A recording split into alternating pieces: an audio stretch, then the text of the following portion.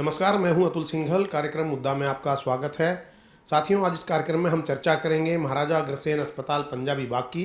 यहां पर कार्यकारिणी के चुनाव चल रहे हैं। बड़ी जोर शोर से दो टीमों का गठन हुआ है और कौन जीतेगा कौन हारेगा इस बात को लेकर चर्चा चल रही है।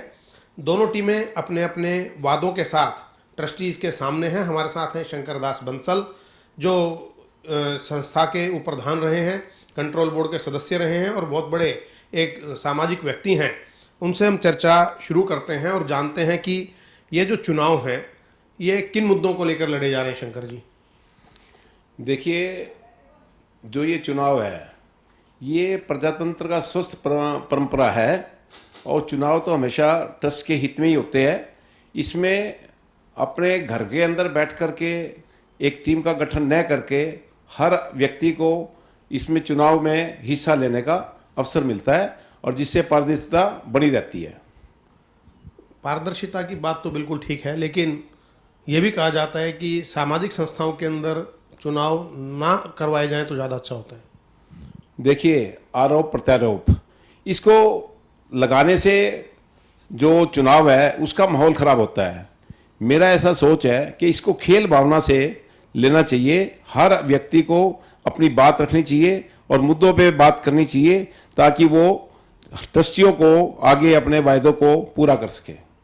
शंकर जी, आपने बताया कि आप पिछले 40 साल से महाराजा अग्रसेन अस्पताल पंजाबी बाग से जुड़े हैं और जो पिछली कार्यकारिणी थी उसमें भी आप जो हैं कंट्रोल बोर्ड में भी थे और एक प्रतिष्ठित पद पर थे। क्या आपके उपलब्धियां रही इस दौरान और आगे किन मुद्दों को लेकर आप लड़ रहे हैं? देखिए, 1980 से मैं इस ट्रस्ट से जुड़ा हुआ हूँ और पैटर्न ट्रस्टी हूँ। पहले मैं इसके अंदर सिंपल ट्रस्टी था। जब प्रथम बार लाल मुंशीराम जी के नेतृत्व में चुनाव लड़ा तो उस समय मैं एडवाइजरी बोर्ड का मेंबर चुना गया। उन्होंने मैंने एक उनको योजना दी कि हमें ट्रस्टी हेल्पलाइन की स्थापना करनी चाहिए, जिसके अंतर्गत हेल्थ चेकअप का प्रावधान रखा जाएगा ताकि जितने भी ट्रस्टी है वो समय रहते अपने अंदर पनप रही बीमारी के बारे में जान सकेंगे।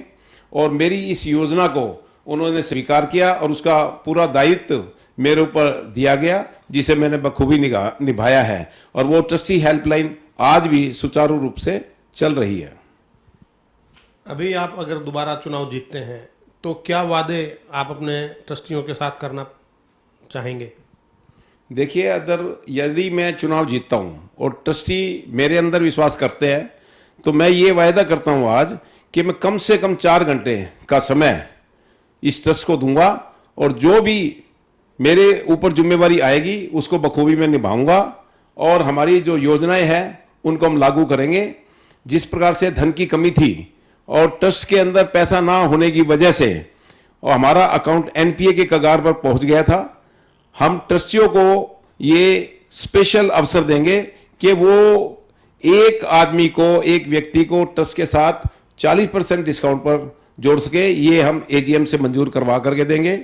ऐसा होने से हमारे पास काफ़ी धन एकत्रित होगा और जो भी योजनाएं हम बनाने लग रहे हैं, जैसे पंजाबी बाग के अंदर 550 कारों की व्यवस्था होगी जो कि ऑटोमेटेड कार पार्किंग है और इसके अलावा 250 बेड की व्यवस्था उसके ऊपर और साइड के अंदर जो नई बिल्डिंग है, जो स्पेस उसके अंदर अवेलेबल है, उसको नक्शों का हमारे एमसीडी के अंदर हमने मंजूर करवा लिया है आज। और उस योजना पे हम उसको पूरा करके वहाँ पर कैंसर विभाग की स्थापना करेंगे, जो कि आज के टाइम पे बहुत बड़ी आवश्यकता है।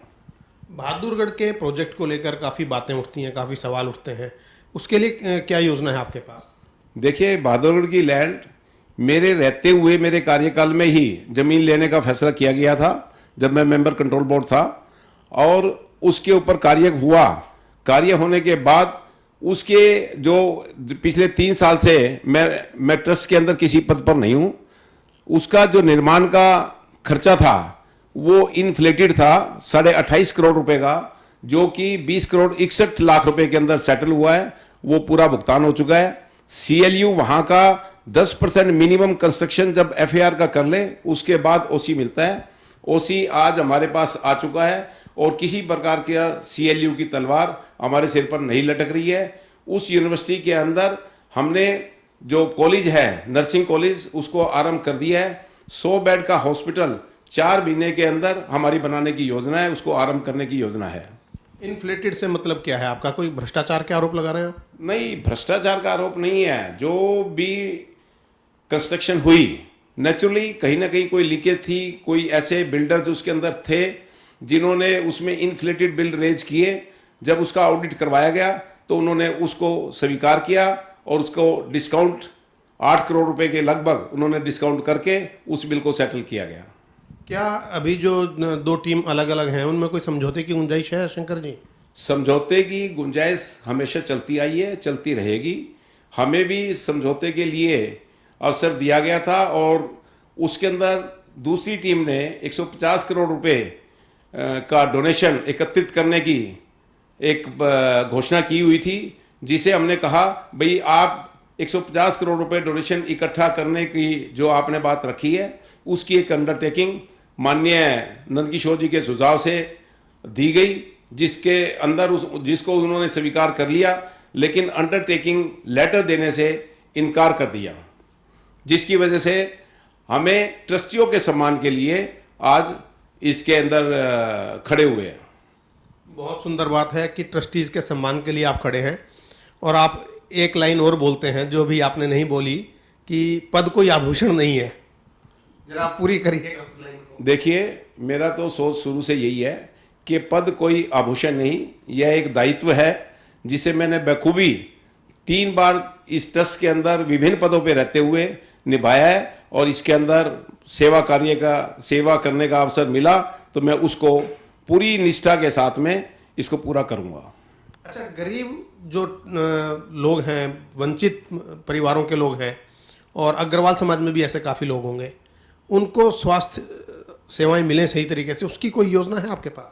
बिल्कुल। देखिए, जितना भी ये ट्रस्ट के अंदर बेड की कैपेसिटी होती है उसके अनुपात में ही EWS कैटेगरी हमारे यहाँ उसकी प्रावधान है और उसी प्रावधान के अंतर्गत हम ट्रस्टियों को 2-2 कार्ड इशू करते हैं।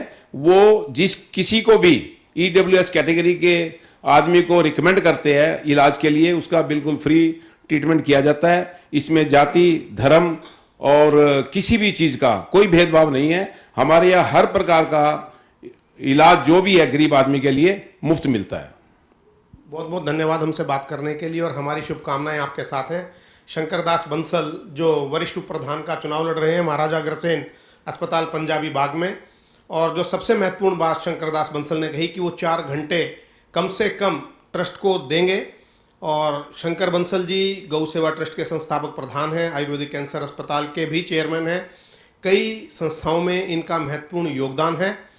और मेरा ये भी मानना है कि किसी भी संस्था को चलाने के लिए तन मन धन 3 चीज़ों की आवश्यकता होती है और समय जो व्यक्ति दे सकता है वो सबसे बड़ा एक उसका योगदान होता है संस्था के लिए। और शंकर जी ने 4 घंटे देने का वादा किया है, तो हम चाहेंगे कि उनकी इन सेवाओं का लाभ संस्था को और जो वंचित लोग हैं उनको ट्रस्टियों के साथ साथ अवश्य मिले।